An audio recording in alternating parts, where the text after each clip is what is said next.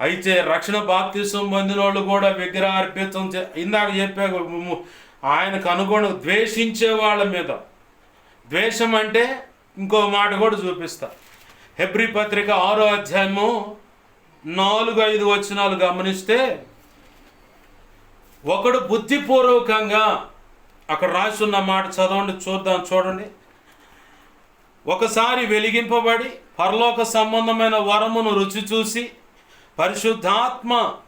పరిశుద్ధాత్మలో పాలివారే దేవుని దివ్య వాక్యము రాబో యుగ సంబంధమైన శక్తుల ప్రభావం అనుభవించిన తరువాత తప్పిపోయిన వారు తమ విషయములో దేవుని కుమారుని మరలా సిలువ వేయచ్చు బాహాటముగా ఆయనను అవమానపరుచుచున్నారు గనుక మారు మనసు పొందునట్లు అట్టివారిని మరల నూతన పరుచుట అసాధ్యం.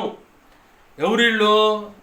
మాగా యేసు ప్రభు వద్దు, రక్షణ పొందిన తర్వాత మాగా యేసు ప్రభు వద్దు, ఆ రక్షణ వద్దని తెలిసి ఆ రక్తాన్ని మళ్ళీ కాళ్ళతో చొక్కి అవమానపరిచి, ఆనాడెప్పుడో 2025 సంవత్సరాల క్రితం యేసు ప్రభు అని రోమా ప్రభుత్వం వీధిలో ఊరేగించుకుంటా, కొరళాలతో కొడతా, రాళ్ళతో కొడతా, థూ అని చెప్పని మొఖాన్ని ఉమ్మివేస్తా,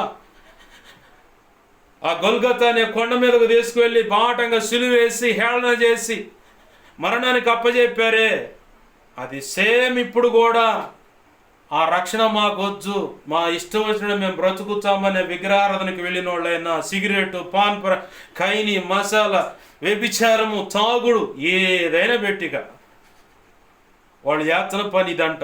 బాహాటంగా సిలువేసి హేళనకు అప్పచెబుతున్నారు అని నవ్వేలాగా చేస్తున్నారని లేఖనం సాక్ష్యం ఇస్తుంది. ఇప్పుడు చెప్పు, నూతన నిబంధనకు సంబంధించింది కాదుగా, నువ్వు ఇందాక 3-4 తరాలని 1000 తరాల ఆశీర్వాదం, అది నూతన. మరి కొత్త నిబంధనలో ఉండి ప్రభు ఆ 1000 తరాల ఆశీర్వాదం నాకు కావాలని ఎందుకు ప్రార్థన చేస్తున్నావు?